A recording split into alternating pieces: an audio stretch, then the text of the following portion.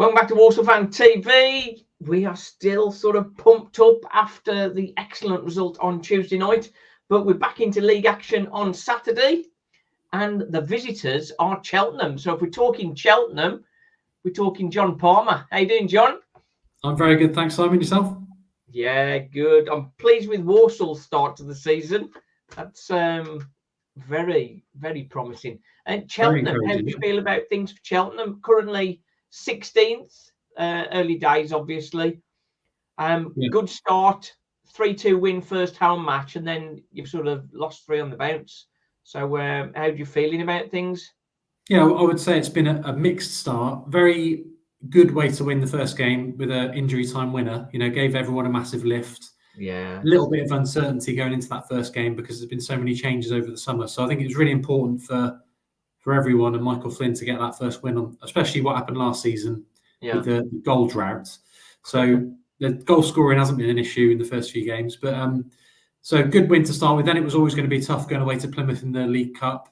Put up a good fight for around about an hour or so. They kept it to 0-0. Then they put on some of the big guns, and in the end they ended up winning comfortably. But it was encouraging for an hour.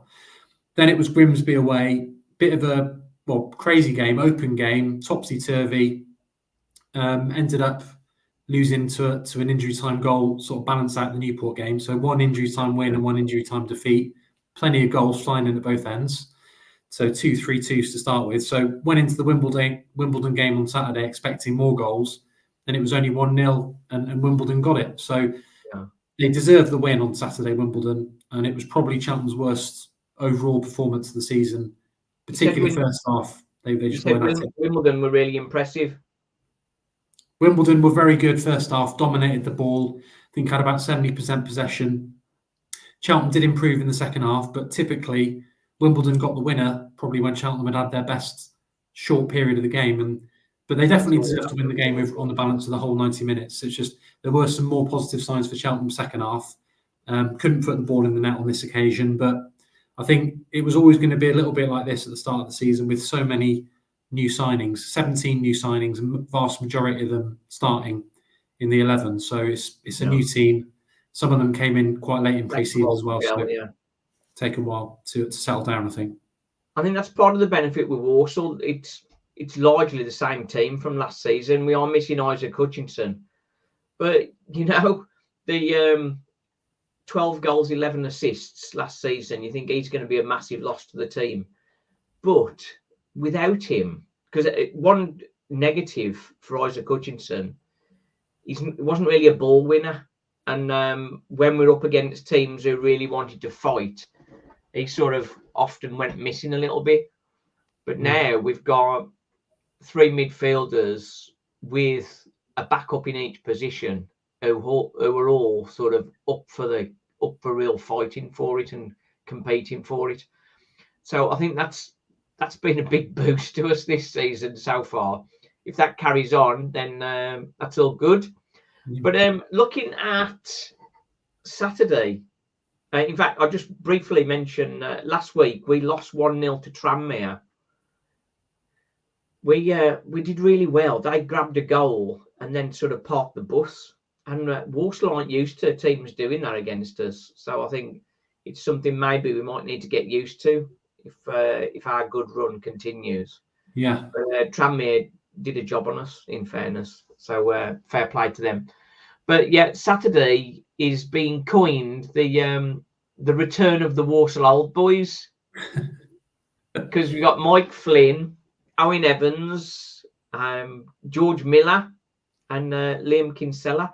But Liam Kinsella, he played in the first game. He hasn't played since. Did he get injured, or is he just not selected, or what happened? No, he played in the first game, like you said, against Newport. Then he's been made available for transfer since then. So I'm not expecting him to be in the squad. I think Miller will be involved, and Evans definitely will be involved. But I think Kinsella seems to be surplus to requirements at the moment. Obviously, if he doesn't go before the deadline, Michael Flynn said he's got no issue with him. But he's trying to get a couple more out to get a couple more in because they're at budget now, maybe even slightly over budget. So he wants to do a little bit more business before the deadline. So Kinsella is one of the players that's been made available. I don't think he's necessarily done anything particularly wrong. He did all right for Cheltenham last season. Then, you don't think? Sorry? There's no falling out then, I don't think. No falling out. I think the players that are available, Flynn just has got other areas that he wants to strengthen, I think, and he has praised Kinsella's character. Obviously, he's worked with him at 2 previous clubs. Absolutely no issue with him. And if he stays, he will still be part of it. He's not been cast aside or anything like that in terms of training or anything, but he hasn't been involved in the squad, and he is available. So he could be on his way, or he might end up staying, and he could force his way back into the reckoning, because he has looked like a good player at times at Cheltenham and certainly held his own in League One. So you'd think he would be able to play a part if he does stay. Yeah, I think he'll get a good reception, I think, on Saturday. A great servant to Walsall, played with Walsall from the age of 9. So lots of love for him. But I think we all know what Liam Kinsella does. He's good at breaking up play and then sort of passing it off. He's not going to sort of push forward or surge forward. That's not his game. But what he does very, very well. I think I sort of mentioned to you before that he won Player of the Season 2 years running without any assists or goals, which just sort of proves, like, fans, they like somebody who works hard, and there's none works harder than Kinsella. And I think as much as Mike Flynn is a volatile character, I can't imagine Liam Kinsella falling out with anybody. He's such a grafter. I can't imagine him complaining if he was in a restaurant and they took him the wrong meal, he'd probably say, "It's all right, I'll eat it." Do you know what I mean? He'd sort of just get on with it. That's the kind of game. Owen Evans, how's he performed? Yeah, I'd say he started the season pretty well. He was good against Wimbledon. I wouldn't say he was pulling off too many outstanding saves in that game, but he commanded his box well, because Wimbledon do like to get it in the box. And although they look like a very good team, they did put pressure in from long throws and set pieces, and he handled that pretty well. And as you know, he was very good in his first season at Walsall, wasn't he? When he was confident, and Flynn was there. Well, with 14 clean sheets, So although he's let a few goals in those opening games, he didn't play in the Plymouth game. Actually, that was Joe Day. So he's played in the 3 league games, and he's let in 2, 3, and 1. He hasn't done a lot wrong, and I'd say he's made a solid start to the season. He's started off well. Hopefully he can continue it and keep building that confidence, because he showed in his previous spells at Cheltenham that when he is confident, he's a very good goalkeeper. Yeah, I think we mentioned before at Walsall, he just lost confidence, really. He needed a change. So back to where he's done well before makes sense for him, I think. George, interesting one. 13 goals in 34 for Walsall in the 22-23 season. In fact, no, that was at Doncaster, sorry. But then last season, 2 goals in 4 games. Played just the 4 games for Doncaster last season. Yeah. So is that a transfer or a loan from there? He's signed for Cheltenham on a permanent. Like you said, he did really well in his first season at Doncaster. Last season was just ruined by injury.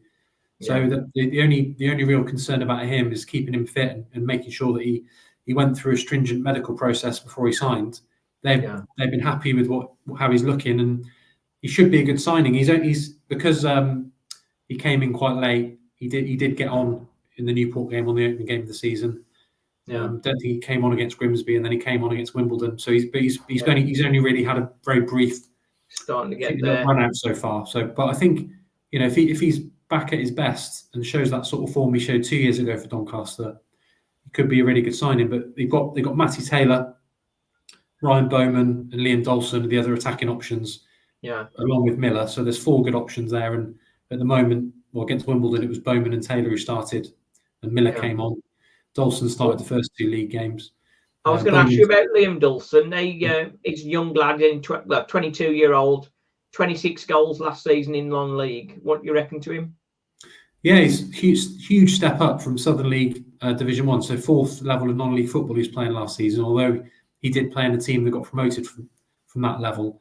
He scored on his debut, which is always great. First game in professional football against Newport, and he got on the score sheet. So that would have been a big moment for him.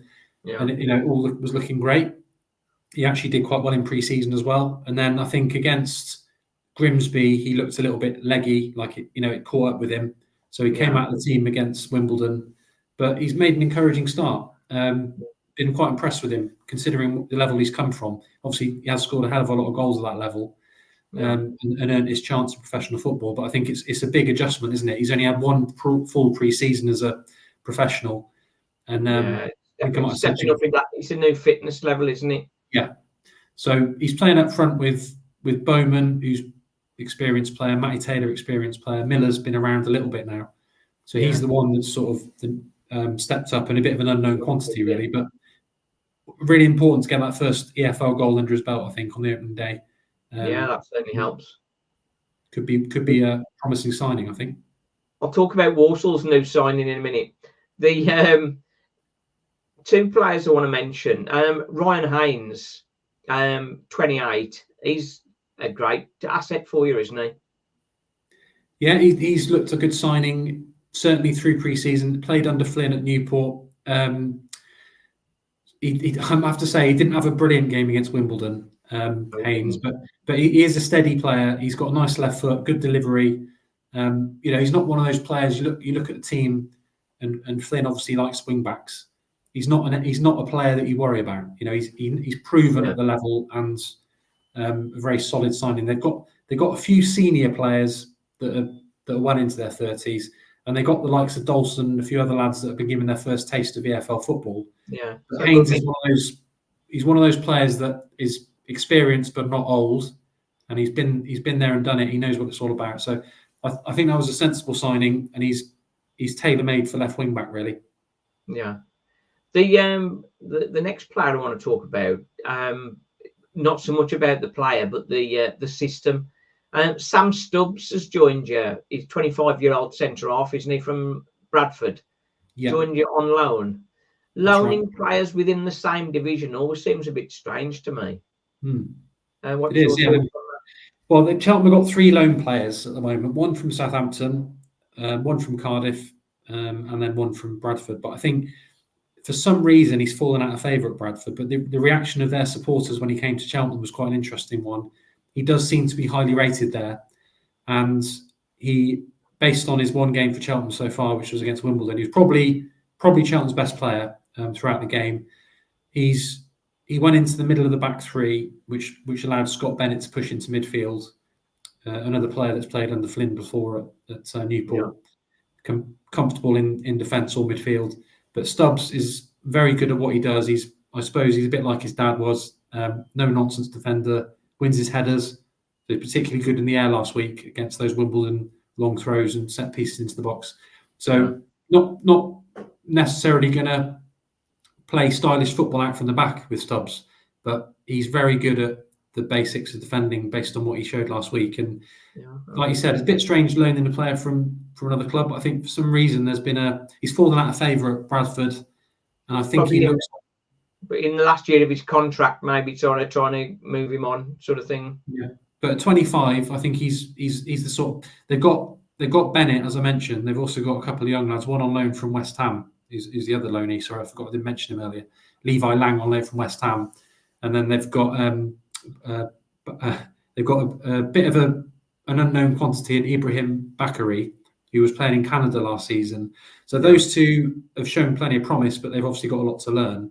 So I think having Bennett and Stubbs in there, I know Stubbs isn't old at 25, but he's played quite a few games in his career, played against Cheltenham a few times for a couple of different clubs. So I think that was an important one to get in. I know Flynn wanted one more experienced defender, and he's trying to add to his squad before the deadline as well. But I think defensively he's probably all right now. He's probably got enough options along the back line, and Stubbs made a very good first impression. Yeah, Flynn will always be wanting to add extra players when he's greedy, I think.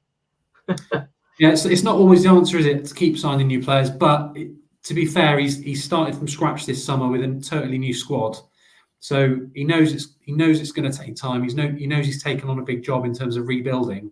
Yeah. So he's trying to put his own squad together.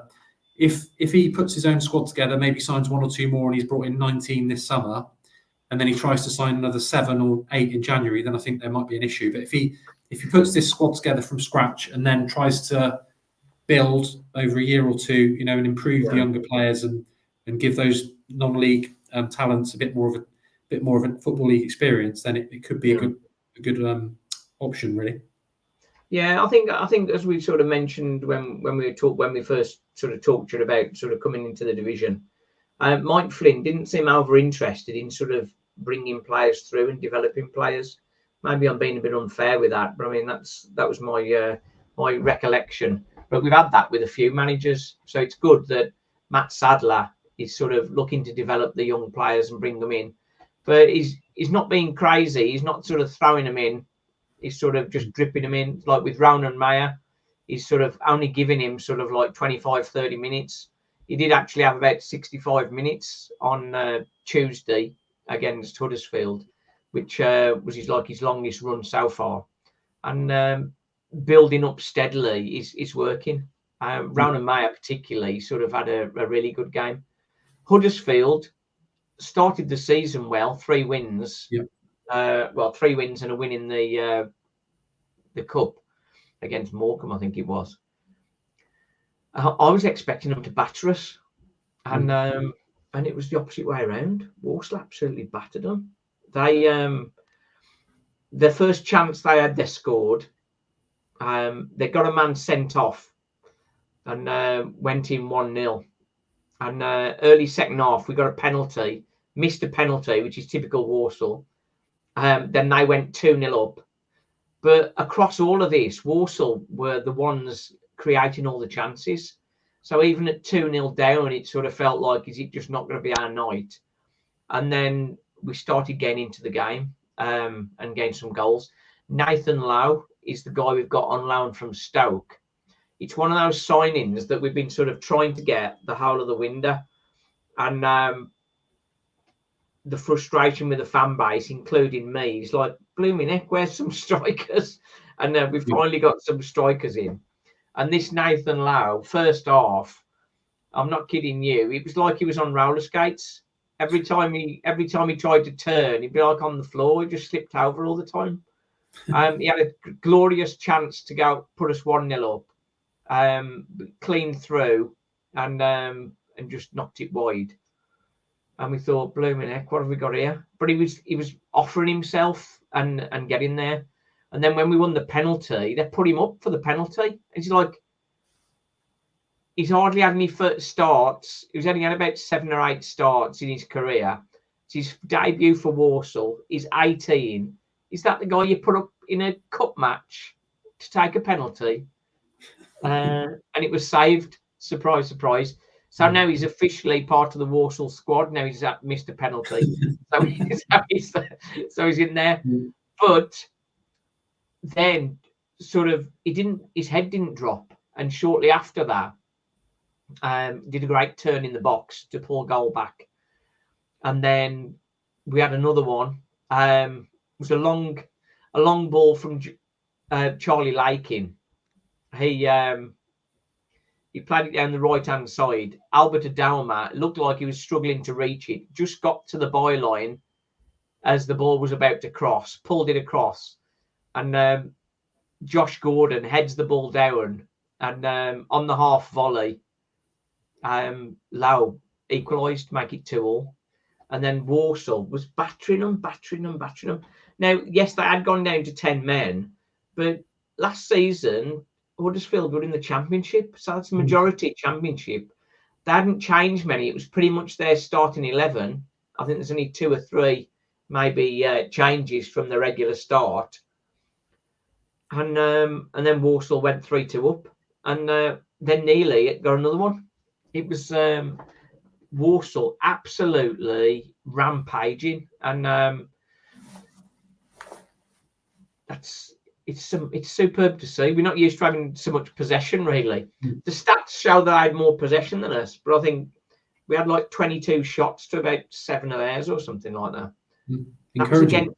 That was against Huddersfield. So really, really amazing. I've just seen a comment come up here. Bob Sharuncle. That was the first penalty he'd ever missed. Nathan Lowe. Oh dear, that sort of makes it even more funny, really. So, and Michael Duff, of course, the manager of Huddersfield, was the Cheltenham manager last time they played Walsall. So, okay. And he's, I'm sure he'll have them challenging for promotion back to the Championship. Well, I was saying to some Huddersfield guys before the game, regardless of what happened, Huddersfield are heading straight back to the Championship. They're going to be top two, I'd have thought. Top two, I'd have thought for them. I think so. Yeah. On the night, I think maybe they underestimated us. You know yourself, you go into any game thinking, "Oh, we've got this," and you get spanked. You've got to set up right. And as much as Walsall had a confident start to the season, I'm sure it's going to be a really tough game against Cheltenham. And we're watching out if George Miller comes on, because he'd love to score against us, wouldn't he? Yeah. I know Michael Flynn watched the Tranmere game because it was an early kickoff, wasn't it, on Saturday? Yeah, 12:30 kickoff. Yeah. He commented on that in the post-match interview. He commented on how good Walsall looked and how they probably didn't deserve to lose the game. And I'm sure he would have watched the Huddersfield game as well, with Cheltenham having a midweek game. So, yeah, he's spoken very highly of what he's seen from Walsall this season, and results suggest that you could be in for a better season, higher finish than you've had the last couple of years, I think. Well, I think most people are predicting Walsall to finish about 14th. I did sort of cheekily say, if we don't sign any strikers, 18th is probably more like. But we did know that the strikers were coming in. The bookies have reassessed already and got Walsall as 10th. But the way things are coming together at Walsall, it could be a special season. There's one player that's coming on loan, Ray's Cleary. He's a very exciting player from West Bromwich Albion. Last season, he missed most of the season through hamstring injuries. The season before, he was the man everybody wanted. He had so much demand for him. So it'd be interesting to see what he does, because he's very pacey, direct, cool finisher, good with both feet. So he's going to be an interesting one. But I think for me, the best thing is when we halfway through the game, we'll change the team, and we seem stronger when we change the team. It's really good. Just catching up on a couple of comments. We should be sitting here having won every single game so far. The Tranmere loss was criminal, says Ozzy. Low and Flash will cause Cheltenham lots of problems, says Edward. Lowe has to start on Saturday, said Stephen Homer. Well, Matt Sadler, after the game, was talking about Nathan Lowe, and it was the first 90 minutes he'd played in men's football, pretty much. So, and that was just on Tuesday. So maybe, is he going to start on Saturday, or is he come off the bench? Be interesting to see what happens with that. So going to be a spicy one. Yeah, I noticed that Adoma's been coming on in the league games, hasn't he, off the bench? Well, Adoma, he started on Tuesday and played the 90 minutes. Started off up front and went to right wing back when we took Connor Barrett off.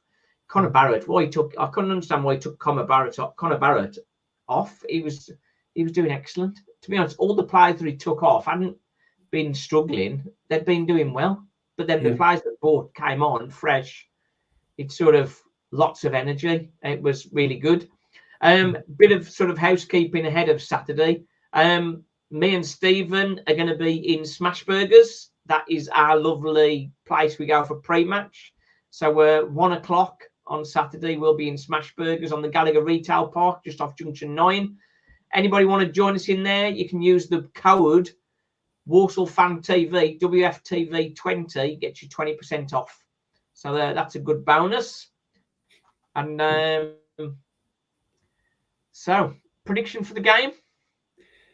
Well, you mentioned Cleary. He's somebody that Cheltenham definitely tried to sign on loan from West Brom a couple of years ago. A couple of players that Cheltenham know well from their Forest Green days, Taylor Allen and Jamil Matt, of course. So they'll be, I'm sure they'll be up for it against Cheltenham, having been ex-Forest Green. And Jamil Matt's always been a player that I've liked, and always been a good front man. I think Cheltenham are going to have to be a lot better than they were against Wimbledon if they're going to get anything from this game. but they have done quite well at the Best last couple of visits in League Two. Unfortunately, the last one there were no fans there, but the last time Cheltenham went there with fans was a really good turnout. I think they had 800 odd in the away end and won 2-1. I remember Ben Tozer and Luke Varney scoring in that one. I'm gonna say that I think Walsall might nick this one based on their results so far this season and how well they played against Huddersfield, and the way Cheltenham played against Wimbledon. They're going to have to show a vast improvement if they're going to get even a point. So I think Walsall will definitely start as favourites, and it looks like just looking at the Swindon result alone shows how effective Walsall can be when they're at it. So I hope that Cheltenham improve, but they weren't anywhere near good enough against Wimbledon. The thing is, I think what we've got to be careful of is the opposition, such as Cheltenham, getting a goal and sort of parking the bus. But now Nathan Lowe's in. Nathan Lowe is he's an exciting prospect, and I say seeing Race Cleary, that'll be an interesting one as well. My prediction, I'm just going to put my my little advert on while we're doing this. My prediction. I'm just putting a little thing up there. That's sort of just thanks for the people who support the channel. So that is always good. My prediction, I think we might be in for a 2-0. So that's what I'm going for. So right then, thanks everybody for watching. John, good luck for the season, and hope it all comes together. Thanks a lot, Simon. Saturday. Enjoying the pain. We've got plenty of joy at the minute. Let's hope it can continue, eh? Nice one. Cheers, John. Cheers. Cheers.